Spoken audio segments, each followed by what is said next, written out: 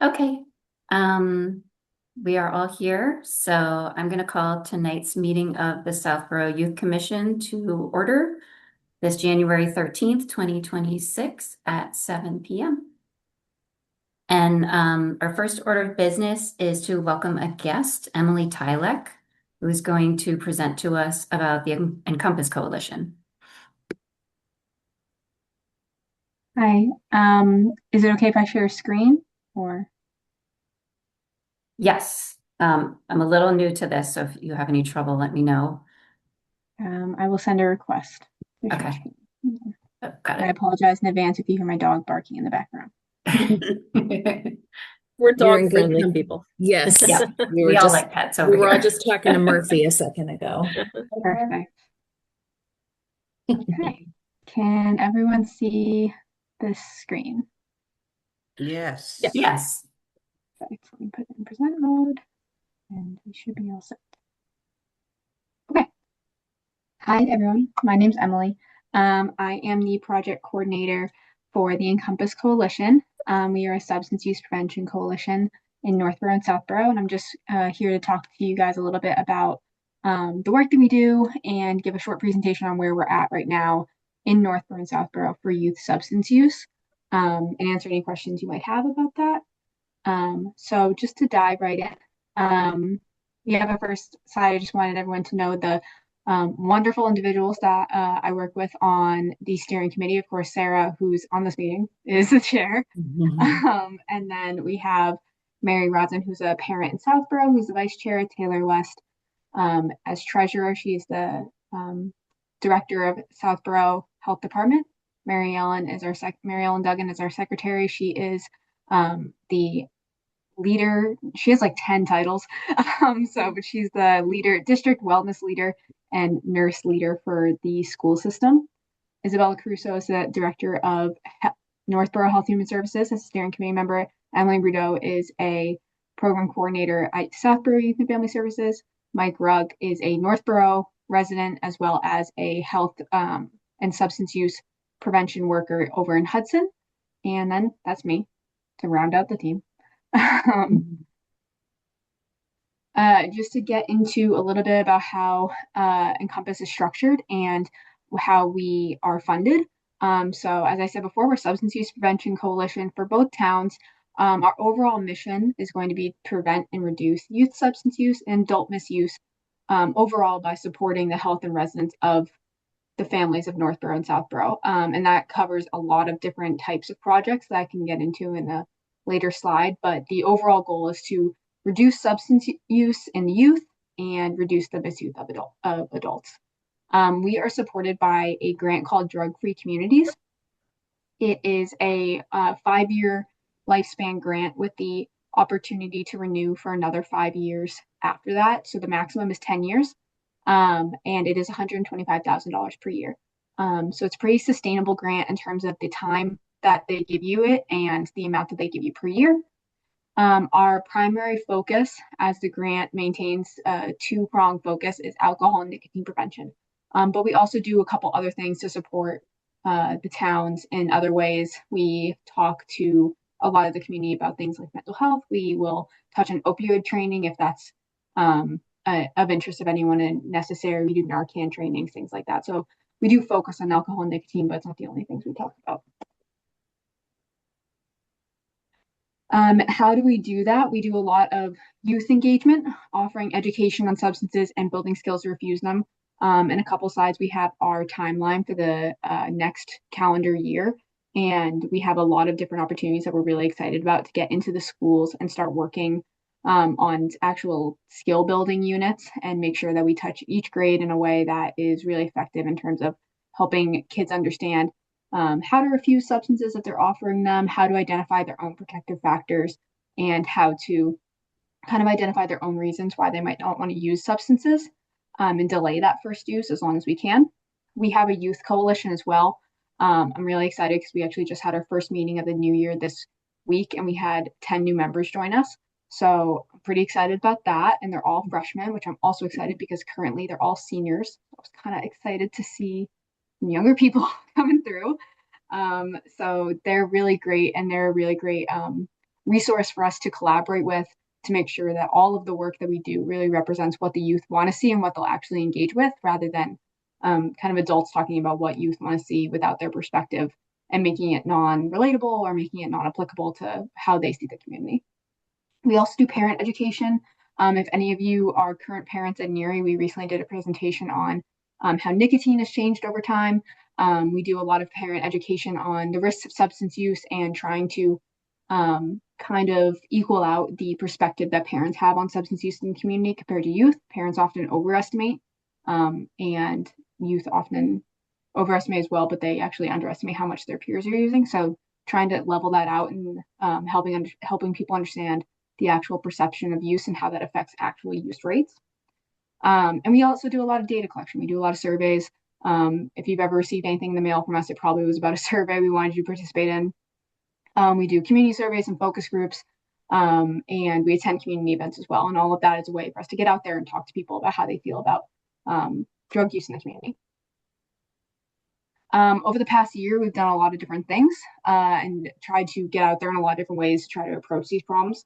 We've started doing PSA videos with the Northborough Media Connection that we share widely on social media. That's expanded our reach quite a bit, and we try to have different members of the community in these videos.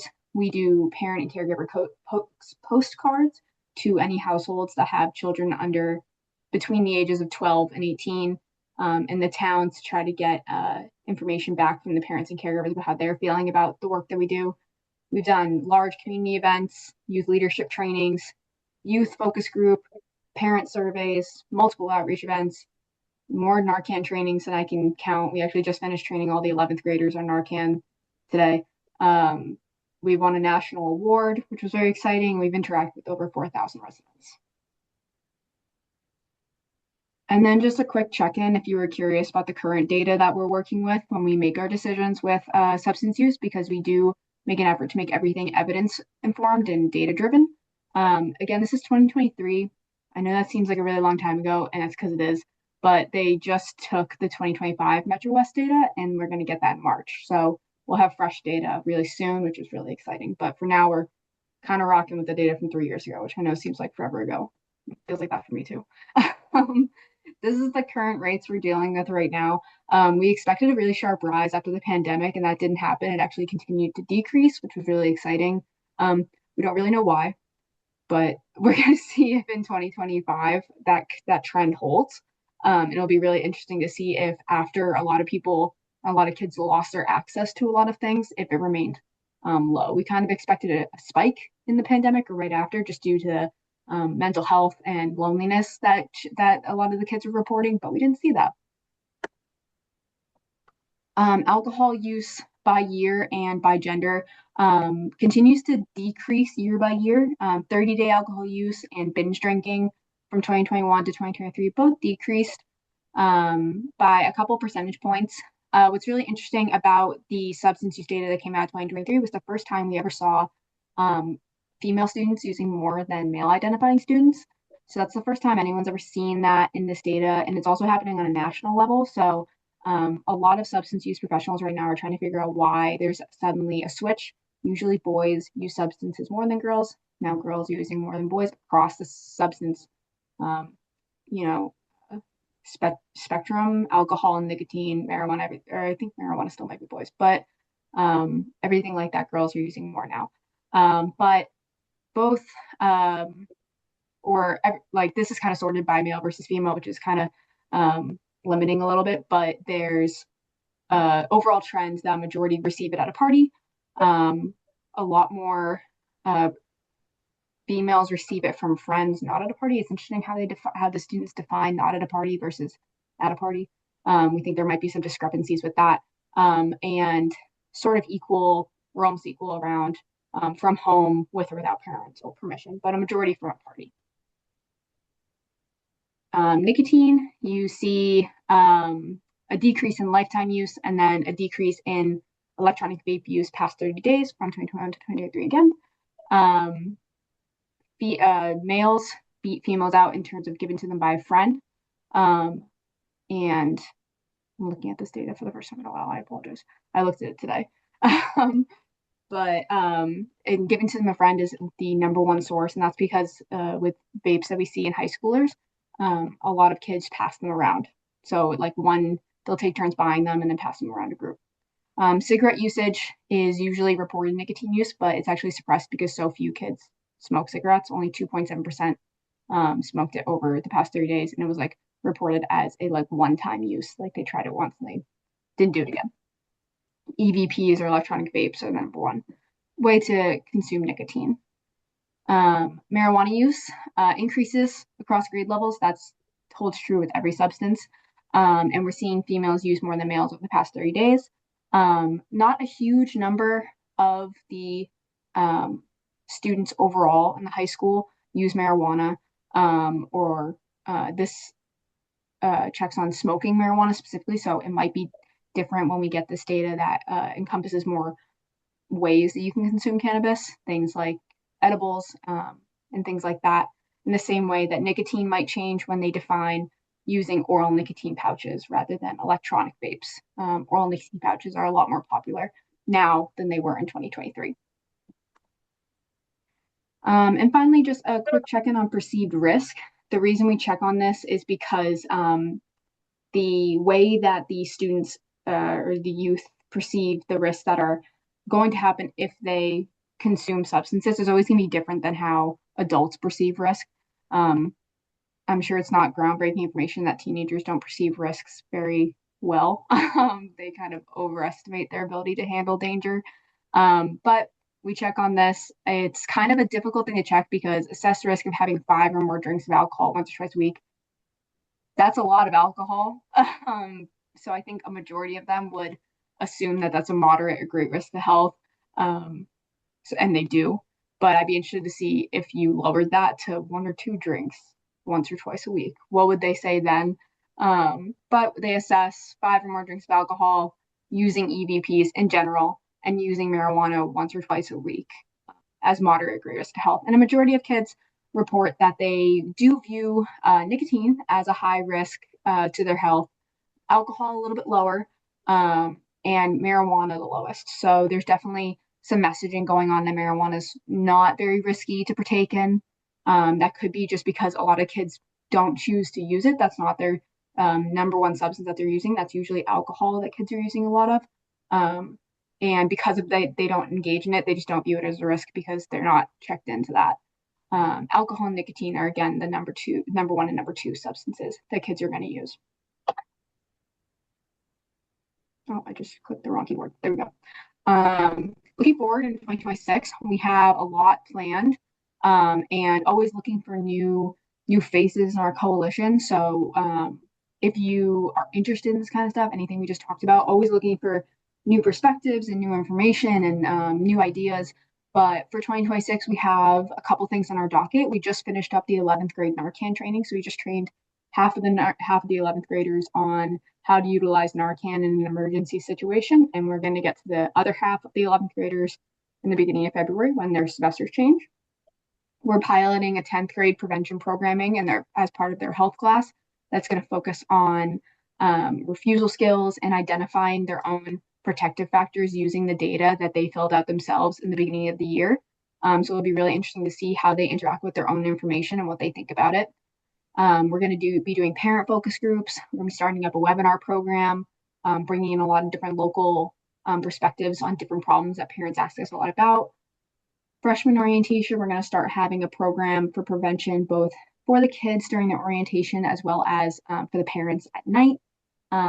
Touching on refusal skills and boundary setting for the 12th graders, getting them ready to send them off to whatever they do next, be it college or trades or military, anything they want to do when they leave the Northborough, Southborough school system, helping more with a parent night out event. Again, targeting parents specifically and how to have these awkward, tough conversations with their kids. Another youth leadership training because that came across really well last year. The kids really enjoyed it. So revamping that, trying that again. And more youth focus groups again to focus on the different groups that might be using substances more than other groups. So if female students continue in that trend, we'll do a female focus group, maybe in a boy focus group to try to figure out what is changing, what's the driver behind the changing in their trends. students who identify as LGBTQ, groups like that that are typically at a higher risk for substance use. And we'll do focus groups with them to check in as to why the data shows that. And that's kind of like a speed run into what we do every day. If you have any questions at all about this work or about the data that was showed or about when the new data comes out in March of this year, you can always shoot me an email. There, we have a website, encompasscoalition.org. We have an Instagram, everything like that. You can always find out more about us on there. And all my contact information is on there as well. So you can always find out more about us there and get any questions answered, but also feel free to just contact me anytime. And that's it. Do you have any questions? Thank you. That was great. I'll just add, Emily is doing this work day in and day out. I know I talk to you guys on a pretty regular basis, so I'm certainly happy to answer some questions also. And if I don't know the information, I will send you along to Emily. I do try to report to these guys on pertinent information going on with Encompass in our meetings. But I yeah. have Oh, sorry, go ahead. one question, well, two questions. When is the new data coming out? Do we have a timeline for that? Yep. So usually the data comes out towards the end of March. There's Okay. no specific timeline that the organization that does the survey gives us, but they've never gone past the end of March. So we're hoping for early March, end of Okay. March. And who crunches that, analyzes it? Is that you or some other entity? It's another entity, yeah. So there's an organization called EDC. Hmm. They're the ones that host the Metro West Adolescent Health Survey for all the towns in Massachusetts that partake, which I believe is 27 school districts. Oh, that's So all of our surrounding school districts as well. So all that data can also be compared to the Metro West region, and we're usually Algonquin is usually in the Northborough Southborough school system is usually right on par on average with the rest of the Metro West school systems. Usually actually a little bit lower in terms of use rates. hmm But they crunch all the numbers. They conduct the actual survey that they do because it's like 350 questions, I think, That's a for all the students in the middle and that's high a lot of school. They questions. take it every 2 years, so it's quite a bit of data. And they throw out any outliers. They clean up the Hmm. data. They do all of the data analysts. I'm really glad it's not. I love data. I love looking through it. I'm really glad it's not me that has to do Yeah, that. no, I'm a data person too, so I appreciate that a lot. I think data drives good decision making. In terms of like your access to the data, once they clean it up, crunch it, analyze it, do you have actual access to the databases or the raw, like can you actually use it in a like a statistical package to compare, or do you have like, So can the you raw data download it belongs. and use it using like an Access database or something like that? Yeah. So the data actually belongs to the school district, like the public schools in Northborough and Hmm. Southborough. They're the owners of it. If they requested raw data, I'm not sure if EDC how much EDC keeps on file for how much of the raw data they kept, but it would have to be the school that requests it. In terms of like keeping a database, the results that they receive of just the highlight packet and also the full packet of all of the data the school keeps very transparently uploads to their wellness committee website, as Okay. well as we try to have it on the Encompass websites as well, because the goal is to be more transparent than a lot of places have been in the past, just because it used to be that you were like there was a concern about uploading it and putting data out there, and now we're trying to move to a more transparent mode of sharing it. I So it's approve of that. the school Good. system website. I can't remember my second question. I I'm think sure it'll you, come. If I you think you had think to, of it, let but me know. Emily, is it Encompass that hosts all the Narcan trainings at the library? Yeah. That's you. Yeah. Yeah, if you come by, you'll see me standing in a room, Okay. sometimes alone, sometimes with one person. Oh, Depending on I remember my second question. How well received are the programs at Algonquin? Do you feel so like people are enthusiastic? Are you pulling teeth? know these kids are busy and this is probably not their favorite subject. So, Yeah, it definitely depends on the program we're doing. So when we did the youth leadership training, for example, we had 17 kids sign up for that. And they were very enthusiastic. That was over the summer, actually. That was right before school started. They were pretty excited about that. They enjoyed learning about it. Full transparency, they did get community service hours to be there, but they were still excited to be there. Um, and then the kids that are involved in our youth coalition are usually pretty excited to be involved when we have done like speaking engagements, like when we brought speakers in prior to like prom and graduation, um, those kids are a little bit less engaged. They're in a big room. They have like their Dunk's coffee. They're kind of hanging out. They're interested in what they're saying. Like when we do assessment afterwards and we ask like, how did you feel about this? Did you learn anything? We get a lot of good feedback. So when they put their mind to it, they give us really strong feedback, what they enjoyed, what they didn't enjoy, what they think we should do in the future. But a lot of times when we do give them the data of not everyone around you is, 8 out of 10 Algonquin students haven't had a drink in 30 days. A lot of them scoff. A lot of them say, I don't believe you. And that's because they're living in a world where this perception is, people might be doing this every day. But when the kids are taking the survey alone and it's just them and they know it's anonymous and they're answering as truthfully as they can, they're not drinking at the rate yeah, that they that's interesting. Yeah, announce it. no, that's really great feedback for you guys too. So, Yeah. So it you can be like pulling teeth a little bit, but most of the time they're engaged.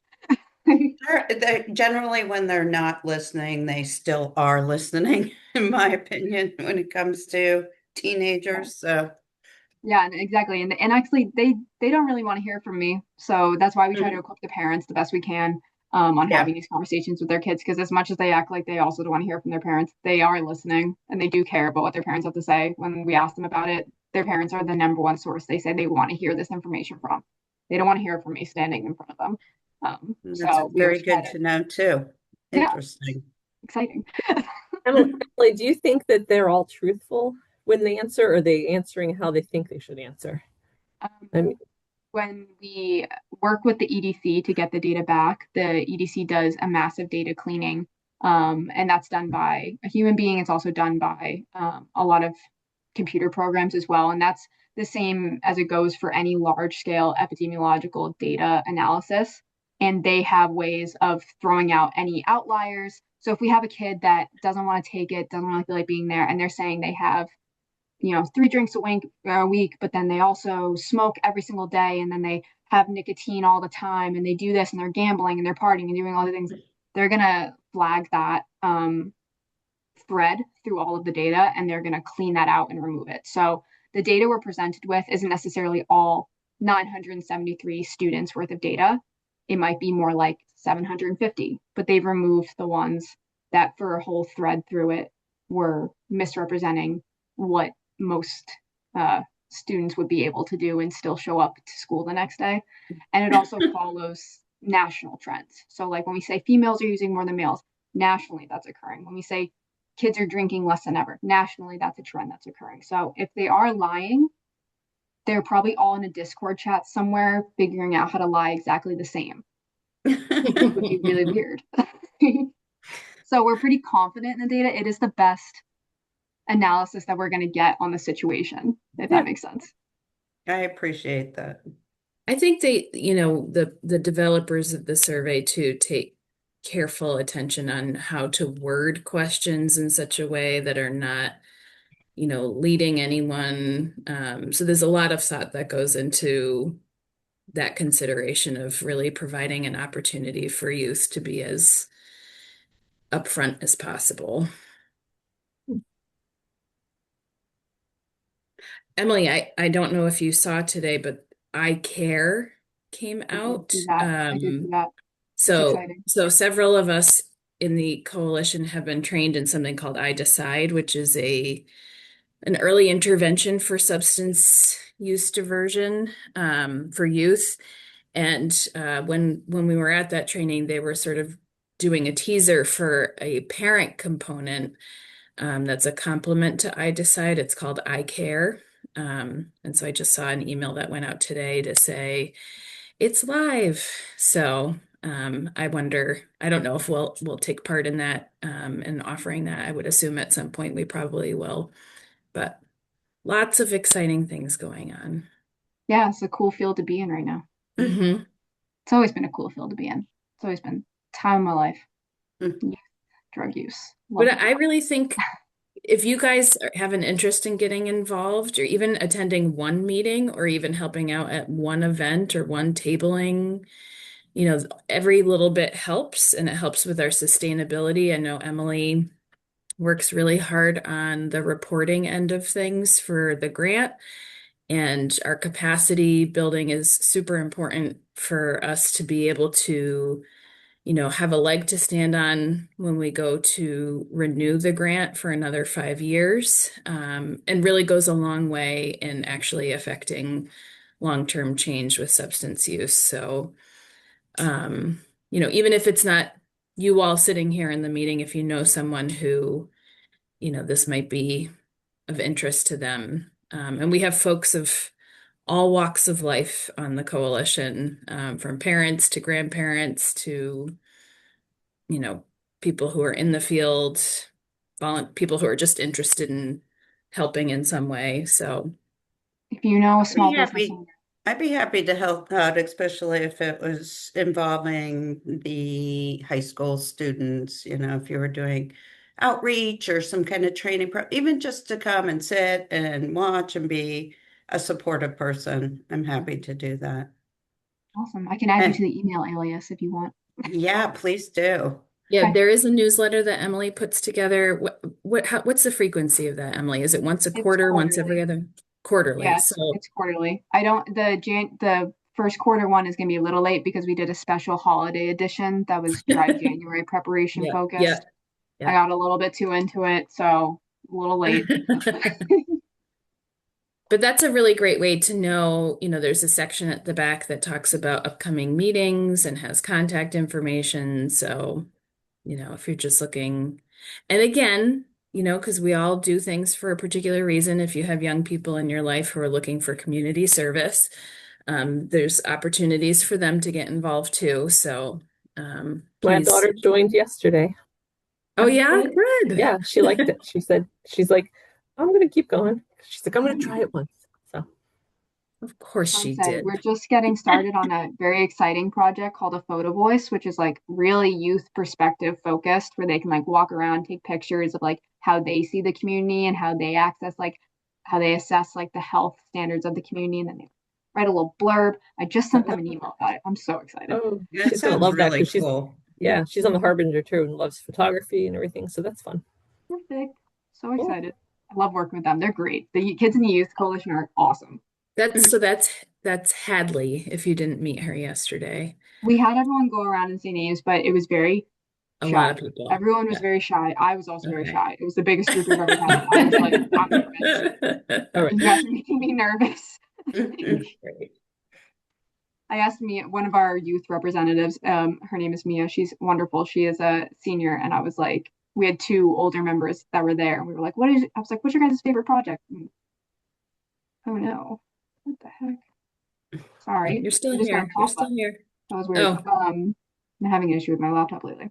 But Um, they were like, I was like, what's your favorite project? And they were like, oh, all of them. And I was like, guys, come on. Like, hype up. Like, let's go. It's not helpful. All of them. We gotta hype up the coalition. the hopefully other as we thing get I more was just, comfortable, it'll be more chatty. yeah, I was just going to add or reiterate that perception is a huge piece of the work. It's really promising to learn that the data is actually lower than I think most of us would think it is. Unfortunately, us engaging in a narrative that says otherwise is actually contributing to harm. And it's really helpful for people to sort of be aware of why that is and Mhm. what we can do about it and sort of be ambassadors of the coalition and anyone else involved to just say, hey, no, actually, kids are actually making great decisions. Because it really makes a big difference if a kid is teetering on whether to use substances or not. If they feel that the environment that they're in, that actually most people are not doing this, They feel much more inspired and supported to make that healthy decision themselves than, um, to maybe make a less healthy decision. But, adults and parents especially contribute to, because we're all used to probably how things used to be too. Like, oh, everybody did that. My generation was not teetotalers, so my kids are, and I'm like, what's going on here? Yeah, yeah. They're in their 20s and they're like, yeah, no, we don't do that. And I'm like, okay, good. But I do see like that data is fascinating to me, the trending down, especially after the pandemic, because I would have thought it would have spiked once they got out or they were using in their bedrooms. So it's fascinating to me.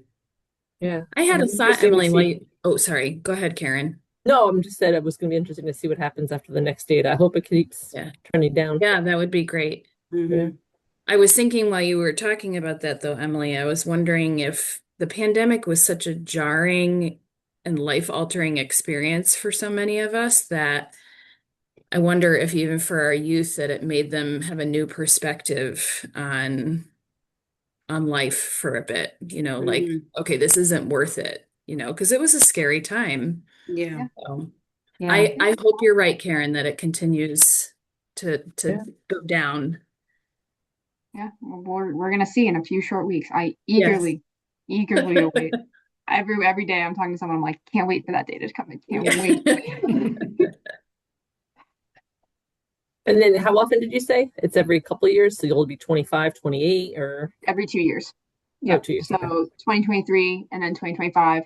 And they take it through middle and high school. So we have middle school data as well. That data I just showed was focused more on high school. The middle school data is understandably lower numbers because Mhm. they're younger. And so we do see the biggest jump grade wise between ninth and 10th grade. That's when a lot of substance use takes off for a lot of kids. They're more established at the school. They have their friend group. Maybe they know who they can ask or feel more comfortable where they can go to try things like that. Um, so it's not that the middle school data isn't very interesting and fascinating, but the numbers are like 1%, 2%. Mhm. And then we get up to the high school where it's like 24%. So that steep increase. So yeah, they take it tw twice in high school and twice in middle school. I think it's sixth, eighth, 10th, 12th grade. They'll take it 4 times, if I remember correctly. Yeah. It'd be Yeah, fascinating and to then see this for like 40-year-olds and 50-year-olds.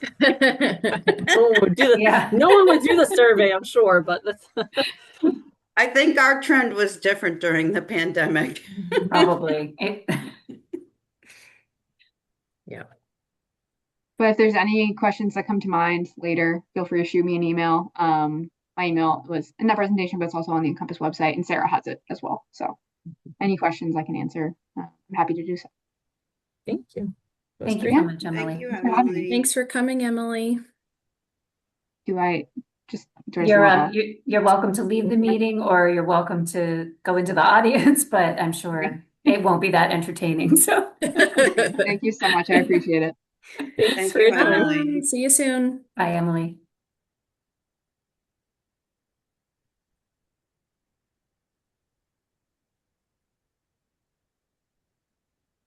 That was really good. I mean, as the parent of a high school and college age kid, I really appreciated all that information. Do they collect Definitely. similar data at the college level? Do we know any?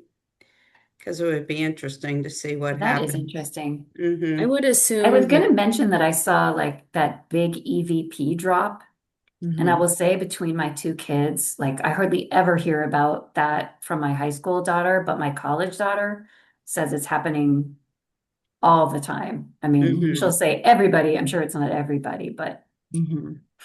Feels like it. it feels like it. Well, I remember before the pandemic, that was the big, everybody was freaking out about vaping, and then the pandemic hit. And surprisingly, the pandemic seemed to Mhm. reduce that use significantly. It must have been Yeah, being able to go out and get it, or they made it media. harder. I don't know what the regulation changes were, but it is interesting. But yes, well, it's I used to see a lot of people like 20 something vaping all everywhere I went.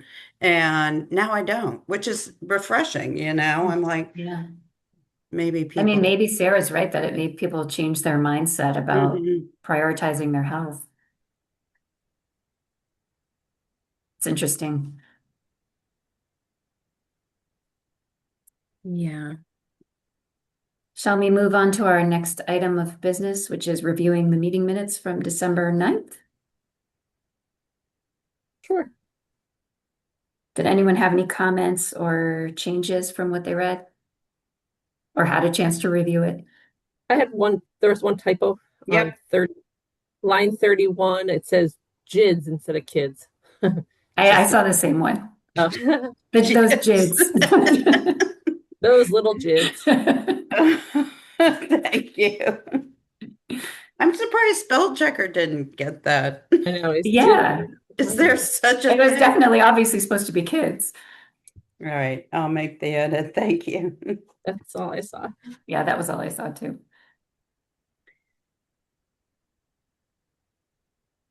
Was there anything else, or would someone like to make a motion to approve the meeting minutes as amended? I make a motion to approve the Youth Commission meeting minutes of December 9th as amended. I second. Let's do a roll call vote. Karen England, Aye. Susan Byer, She said Sarah my, Mikas. oh, Susan, I sorry. couldn't hear you. Oh, Yeah. Oh, I think you might be muted. But I saw you say aye. Sarah Mikas, Hi. Nancy Sutton, aye.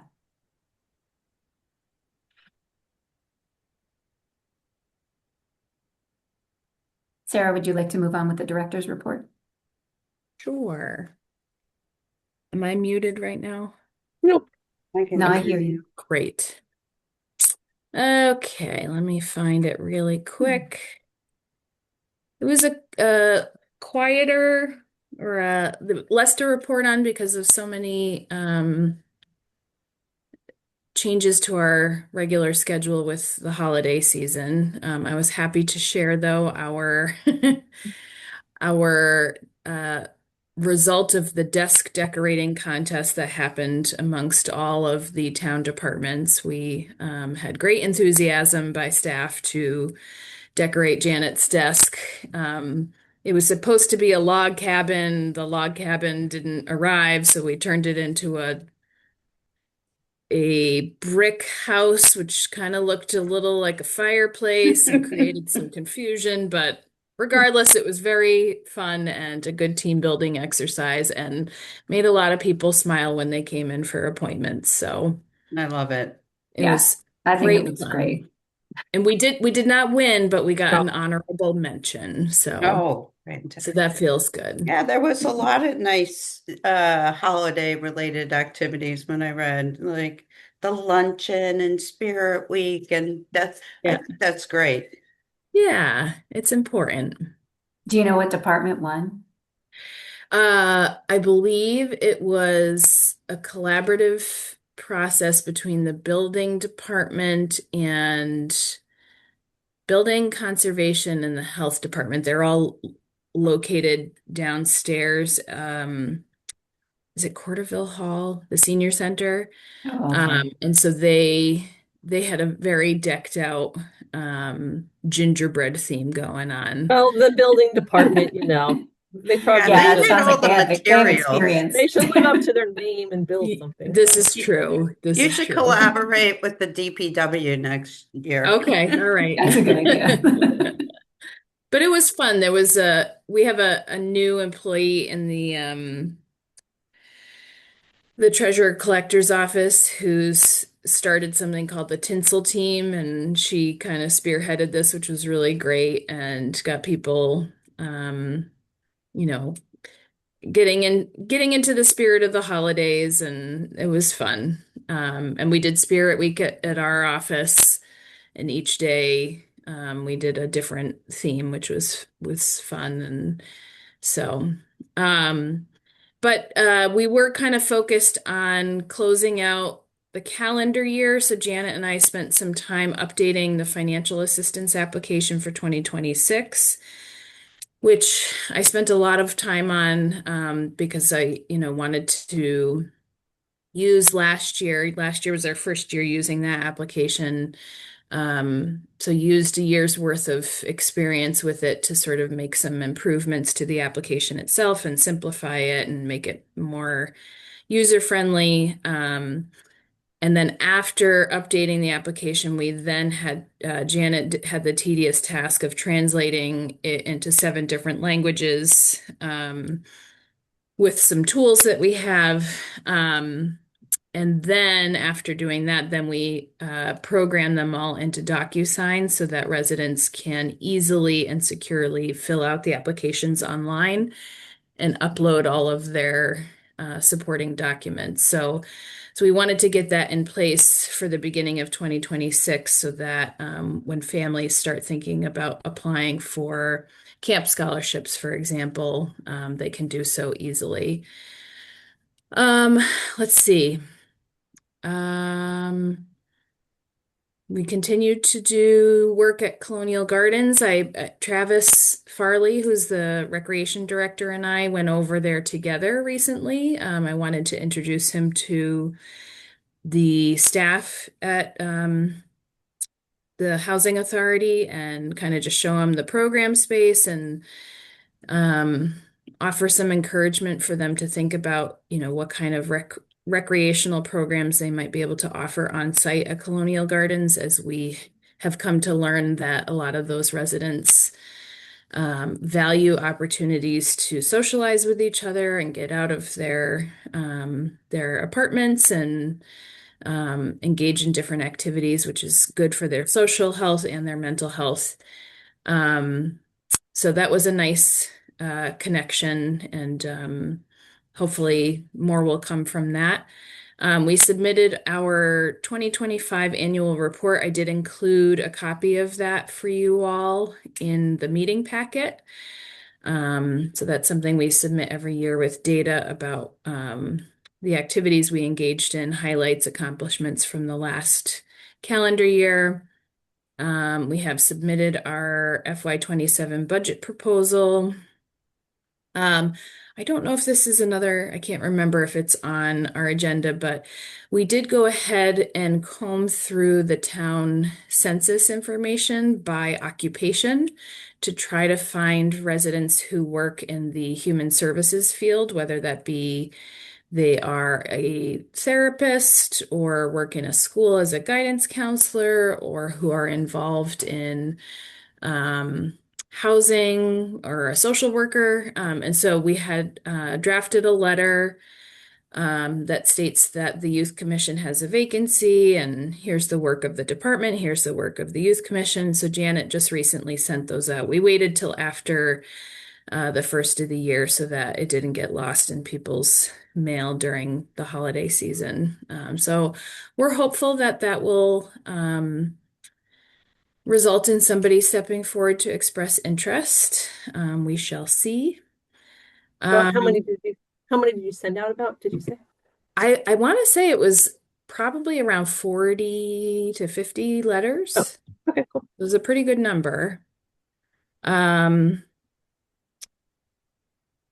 Let's see, coming up, Megan and I are fielding inquiries from prospective graduate level interns for the next year. We actually have an interview tomorrow and another one on Friday. So that's always exciting. Um, the library is going to be closing on January 26th, a couple hours early. I really appreciate the support of the library director, Ryan Donovan, for prioritizing this training. So I'll be providing the QPR suicide prevention training to library staff, and also it's available to the trustees of the library to join. So that's happening on Monday, January 26th. Emily, I believe just on Friday, sent out Emily Brideau um, just sent out our next newsletter issue for January and February. And so, yeah, so Emily, I'll probably have more to report on, but she's working with Algonquin and the Worcester DA's office to try to do some programming on healthy relationships and actually partnering with Northborough Health and Human Services on that. So I don't have details to report on that quite yet, but just a preview. And so you can see actually, this was smart of me. I provided the letter Mhm. that I just mentioned to the residents, talking about that there's a youth commission vacancy and that we have sent you this letter because of your background and skill set. So you can kind of see um, what it is that we were asking for, along with the Youth Commission vacancy flyer that we have been using. Um, the annual report is in there, all 5 pages of it. Um, and then, Uh, oh, by the way, the annual report was very well written. oh, thank you. Yes, it was very well done. It obviously took time, so I wanted to recognize that. Thank you. I appreciate that. It is a labor of love. And I like the Um, picture at the end. yeah, yeah. I had an extra space and I said, oh, you know what would go well here? I love it. Yeah. And then I also provided you, as I mentioned, we updated the financial assistance application. Again, we are trying with each year that we do this to include more town-sponsored programs to really minimize residents having to apply for financial assistance with different departments and having to fill out different applications everywhere they go, to really simplify it and have one point of entry for that sort of support, versus it becoming a runaround. And we know, having supported residents with applying for other benefits, that it can be a really convoluted process and a frustrating one. And so we don't want that to be the case with support in Southborough. So with each passing year, we are hoping to include more programs that the town offers. We did just have a conversation with the trust fund committee at the end of 2025, and sort of reflected on how there's some overlap between what the trust fund committee does and what this application is intended for. So now the trust fund support is sort of combined with the emergency fund, because the emergency fund is actually funded by the trust fund committee. So rather than keeping them two separate processes, they're now using the same application, which is great. But they had an opportunity to review the application and make sure that they felt it was reflective of the information that they wanted to collect. And I modeled it actually in part off of what they were already asking in their application. So that's great. I think that's a step in a good direction. Um, Sarah, have you had an opportunity to beta test the new application with someone and get their feedback? um, we have already had people apply using it. Okay. And it's actually the only difference from last year is just that it's worded. We made it a little more concise and less wordy, but the Mhm. process itself is the same. Same. Okay. So people can apply online. Um, and I think we probably did do that when we first started doing this back in early 2025. I think Janet pretended to be a client, and instead of submitting financial documents to me, she took a picture of herself and sent it along with her application. But it works very, very nicely. It's a really, All the upload buttons and everything work okay? yep, Yep, yep. good. Um, I'm impressed.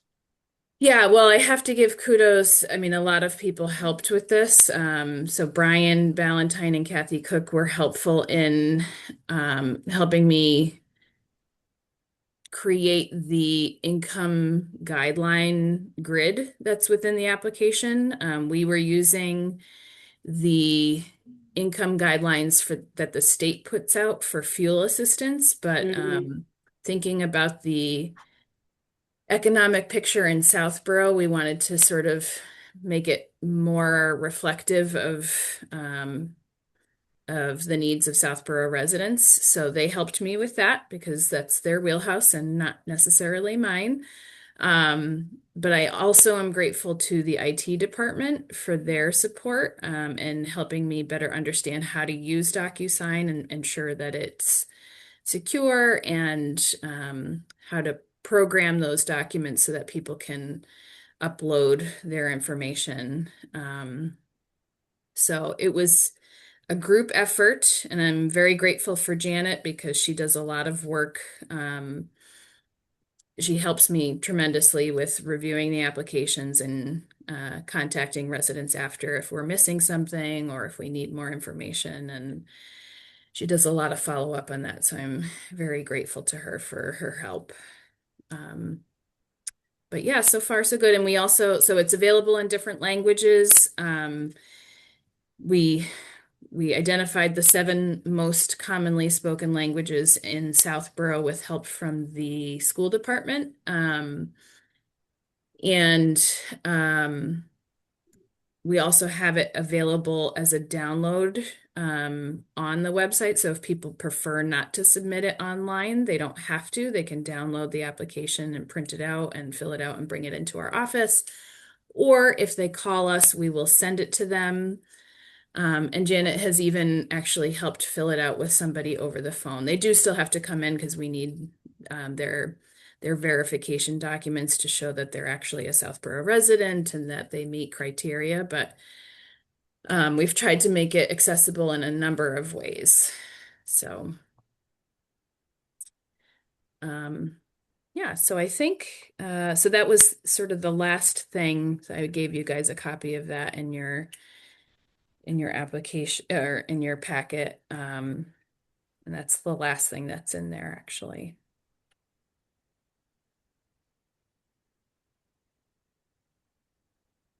Does anyone have any questions or comments for Sarah on the director's report?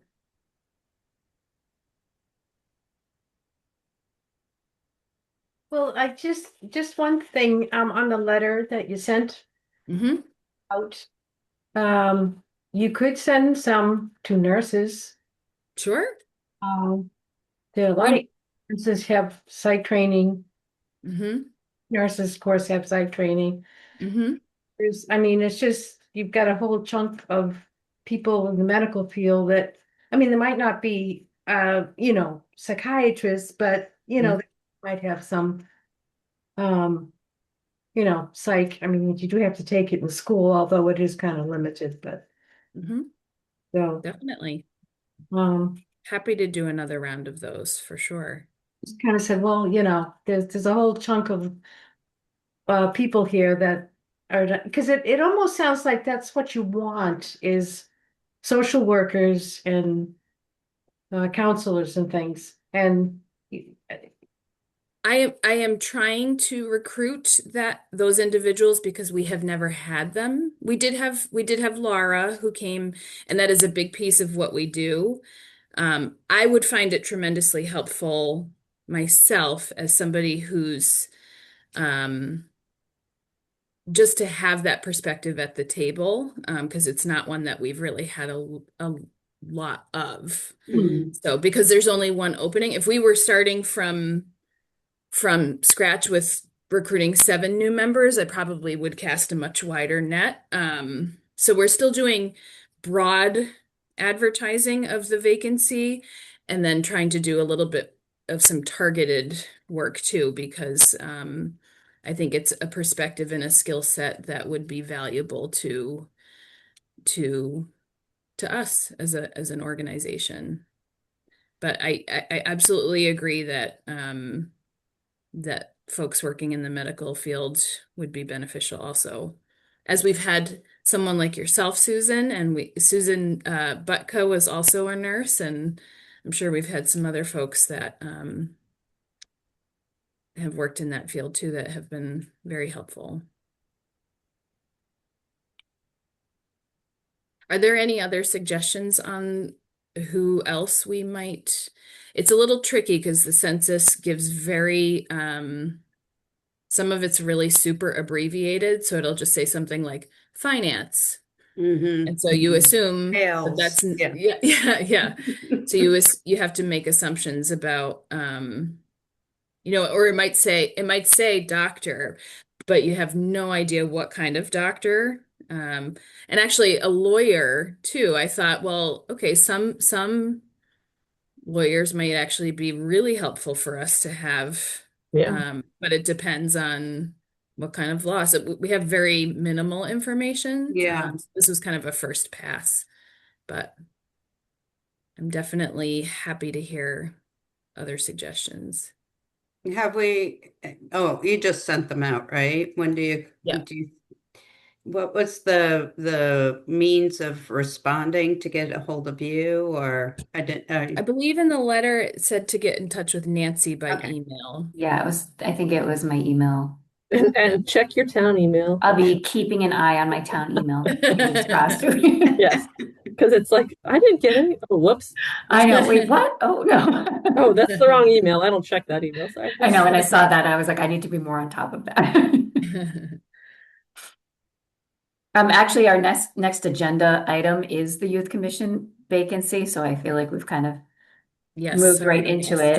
I stole that thunder. No, that's absolutely fine. You just got us started. And thank you for sending those letters out. And Yeah, actually, fantastic. Karen, you had an update about the potential event that we had been talking about. Oh, yeah. So we talked about having an event in what we said January, and geez, here we are. It's January 12th. So it might not happen in January, but we talked about maybe between the Youth Commission friends and the department getting together and just meeting, having a good reason to all meet together, talk about the vacancies, support the department. Anyway, so I suggested that maybe we look into Theracopia, and Kelly, the owner of Theracopia, was very willing to give up her space. And I sent you and Sarah and Nancy the email, but she was very open, and she said that she has a ceiling mounted projector, 6-foot tables to use, round pedestal, cocktail tables, chairs, other party supplies. She says a Friday or Saturday or Sunday night would be best because we would have the facility by ourselves. And she said she would also be willing to discuss seated massages, hand treatments, yoga. So I just wanted to reach out to see if that was one potential venue to host, and she's all on board. Melissa Shields, I believe, was supposed to ask that historic arts center, but I guess she's not here tonight, so I don't know if she has reached out to them. But Did you say massages? she said hand massages. Hand Yeah. massages. Susan's like, you had me at massages. I mean, it sounds so appealing. If we're that. trying to recruit people, it's a great thing. I'm going to Theracopia this weekend for a massage, so Yeah. I'll Nice. check it, see how good it is. Okay. You want to I first? just thought it's a nice place. And anyway, so if we are still on board of thinking about that, I guess we should try to get a date talked date, about. I don't know. Yeah. Sounds good. Sounds like a great idea. Thanks, Karen. Yeah, you're welcome. Does it make any sense to follow up with Melissa to see, or, just maybe connect with her outside of in between meetings just to see if I had last heard that the new what is it being called, that space? The Southborough. Oh, The arts. agricultural Historic building? art. it's in, Nancy and I, we looked this up. I know, we looked at the website and I've already forgotten what it was called. Yeah. History. But I had the impression that they were, sorry, Susan, I see you talking. Oh, Go no. ahead. I just went by there today, and it doesn't say Southborough History and Arts Center. Center. Yeah, Yeah, you're the right. That's Southborough it. History and Arts Southborough Center. History and Arts Center. Thank you. So I had the impression that they were granted a 1 day opening, but that they hadn't yet been given the green light to fully open. I don't know if that's it. So I'm very curious if Melissa gleaned Okay. more information, but Or if they require us to rent it, because right, right.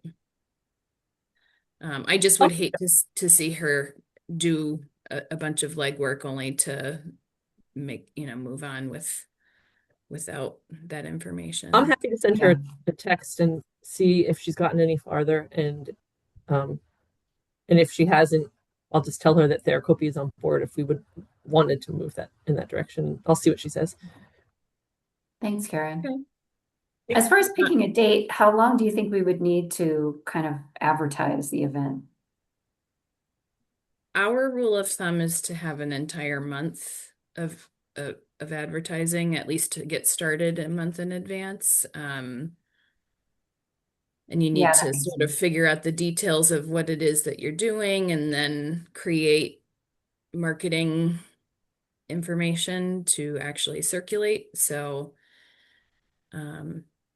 might realistically be more of like a March. spring March. thing. Yeah. Yeah. Yeah.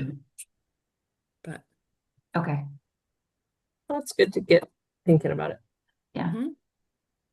Is there anything our office can do in between meetings to assist with this, or do we want to just wait until next meeting to discuss it further? Or is it something that Um, friends can spearhead the logistics of, and then we can just share the information with the board? I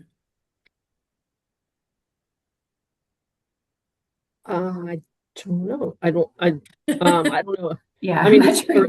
is friends driving? I don't know. I don't want to Yeah, take yeah. over, but I mean, who's I driving guess it? the challenge is if this is a youth commission driven, it's we need to be mindful of making sure that the decisions and conversations are on the agenda and that they're happening in the Okay. context of meetings.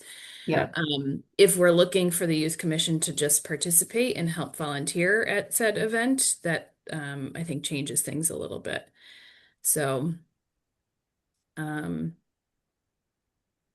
our office is absolutely happy to be involved and help coordinate. Janet can reach out to people to see who's available for what and when and so on. So, Yeah. I just want to be careful if I volunteer up and then I don't have anybody helping me. mhm. Right. So yeah. So I think I'm gonna. Why don't I mean, I reach out and then we'll see? Can we circle back either via email or? I mean, I don't want to wait till. So what's now? Middle of January. If we waited till middle of Feb for our next meeting. Wait, do we have a date for the next meeting? Or is that one of the ones that we have to push? I can't I remember. think Yeah. that was one of the ones that we might have to move, right? Yes, yeah. Okay. Can So I we're gonna. jump in and help you, Karen, and like help the friends group in an unofficial capacity, or is that not allowed for me? I don't know. I don't know Yeah, either. I think we can get some clarification on this. Karen, how about I follow up with you Okay. after the meeting? I have some thoughts, I think, that we would want to have this. You don't want too many cooks in the kitchen. However, I think you're right that we don't want it to fall on one person's shoulders. I would love to see 3 people spearheading this and recruiting more volunteers, but 3 people who stay sort of dedicated to seeing it Sure. through and can be there. And maybe it's one representative from each of Right. the I three think that's good because then we organizations. each get represented, like our Yeah. interests represented, and I mean, it's a collaboration. It's not just friends because we want someone from Right, the department. Right, because it's recruiting for this group as well. Yeah. Yeah. Okay. So we can follow up on the logistics of that. Okay. Sure. Did anyone else have anything they wanted to say about the vacancy in the event before we move on? So the next item on our agenda is the donation account, moving some funds for camp scholarships. It looks like it would be about $1,000 from the donation account to go to the Friends to help fund the camp scholarships. I think, Karen, it's currently at 7,000, is that right? No, It's not 5,000. 5,000, okay. The current donation account has about 5,000 in it, and we're just Oh, I meant requesting. the camp account. Oh, the camp scholarships is currently, after we've paid everything for Winter Wishes, we have 7,000 Okay, to start camp scholarships. And this is where I rely on. I mean, it's changed, Sarah, now that we have rec helping us, but it's easily 20 something thousand, correct? Mm-hmm. So, I mean, we're starting at 7, so we've got a long way to go. So, Nancy and I met with Kathy, and she was just telling us that the donation account for the youth commission has 5,000, and we're asking to take 1,000 of that and put it into the Friends Camp Scholarship Fund. Yeah, I just looked it up, $5,029.56. Karen, do you know when you say that there's 7 in the camp budget? I think Kathy was waiting for a CD to mature before paying recreation for last year's camp. Do we know if that's happened yet? Because I would assume that's gonna, Well, that would really impact. Yeah, her text just said 7,000, and then unrestricted is 6,000. yeah. So I that's don't just know. something else to keep in mind. But for the purposes of our conversation, it's really just about the donation account. Correct. Yeah. For what it's worth, if you're curious, I'm preemptively telling you that I think that that's a valuable investment. Our donation account is helpful to us when we have unexpected expenses that are not covered by line items in our budget. But we can never sort of anticipate what those are. And if this is something that we can support with those funds, I'm in favor of it because camp is quite expensive and we have a number of families who would benefit. Sarah, do you feel that $4,000 is an okay safety net for the department? Yeah. Okay. The only thing I will say that is coming down the pike that I'm not sure how we're going to cover, the work for the flag school has begun, which our office will eventually be moving to. And we are likely going to need new furniture because unfortunately the space is different. We are getting more space than we have now, maybe not square footage wise, but we will have 3 dedicated offices. We have 3 now, but one office, Emily's office, really isn't conducive to meeting with clients. So we will have 3 offices that we can do that in, and many more workspaces in our reception area. But because of that, we're going to need different desks than we have now, and our comfy furniture is probably going to need to be replaced by smaller scale comfy furniture. And I'm not sure where we will find funding for that because it's not something, we don't have a furniture line in our budget. And I also can't predict exactly, I wouldn't put it into our budget because it's not something that's a reoccurring expense.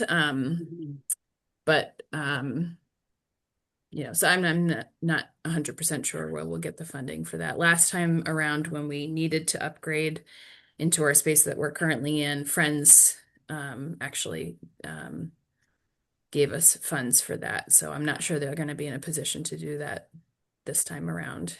Right. Probably not. Yeah. Unless So we that's take the some. only consideration, but Yeah.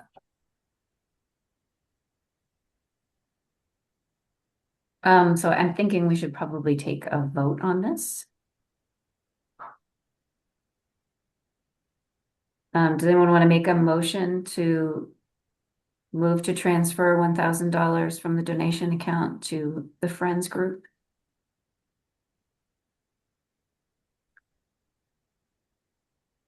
Do we know, sorry to Do we need interrupt, to vote on it? Nancy. I don't know. It just occurred to me the logistics of that. I'm sure Kathy wouldn't propose it if it wasn't allowable, but Okay. I seem to recall having the impression that that wasn't something that we were allowed to do, to have town funds go to a friends group. She said, I asked her this, and she said it's fairly easy. She will request a check from the town, somebody, I forget the name, and then she just has to take that check and then put it into the so because I asked her that same question when we met Nancy on Friday. And she Yeah. said she would be written a check from some town department, and then she would deposit it into the Winter Wishes campership bucket or whatever account Okay. for. So I guess the She vote didn't- is, Yes. assuming it's allowable, then yes or no. This is how we vote. Okay. Okay. Yeah. Well, assuming allowable, I would make a motion to transfer 1,000 from the department's account. What's the account called? Donation. Oh, the donation account to the Friends Winter Wishes camperships account to help pay for camperships for this year. I second. Okay. Let's have a roll call vote. Susan Byer, Aye. Sarah Mikas, Aye. Karen England, Aye. Nancy Sutton. Aye.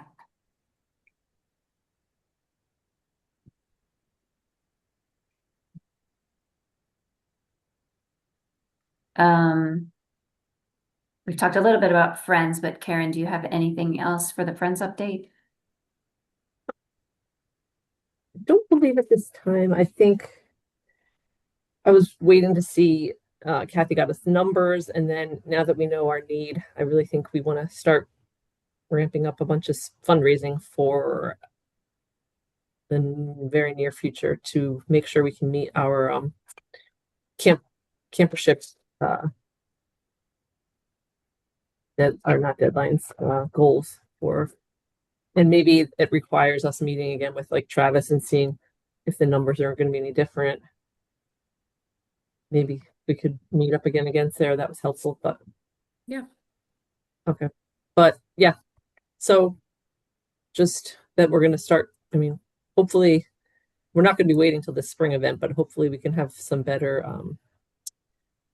involvement with friends and recruitment and some new ideas too. Because all the fundraisers we've been doing, we've kind of decided that so much work and they're not being very effective.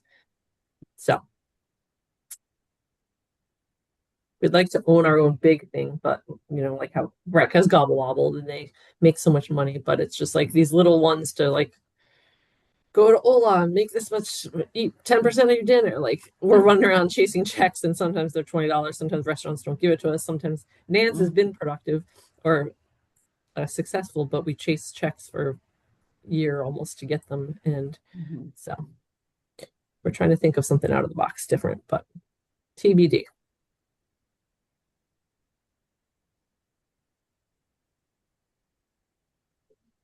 Okay. If no one has anything else, someone can move to adjourn.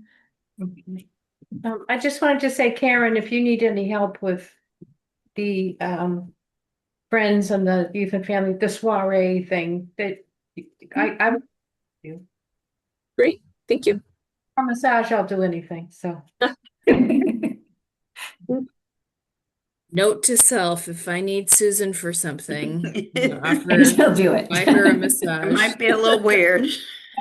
Not from me.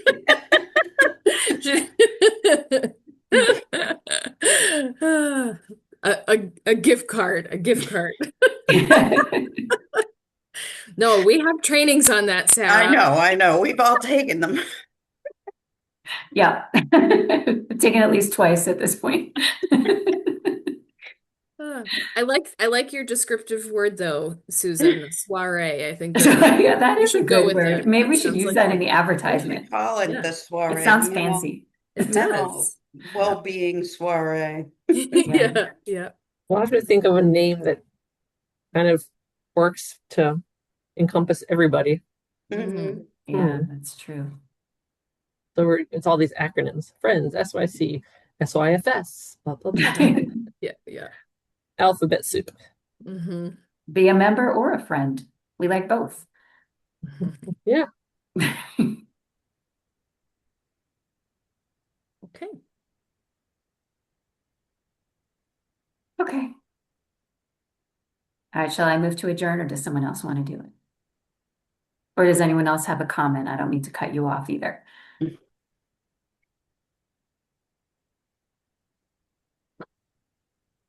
Well, I'll move to adjourn then.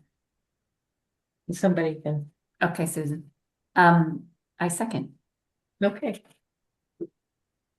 We'll roll call it. Sarah Micus, Aye. Karen Anglem, Bye. Susan Byer, Aye. Nancy Sutton, aye. Nice to see everybody. Yeah, Happy nice New to see you too. Year. You Take too. Yeah, Happy New Year. Aye.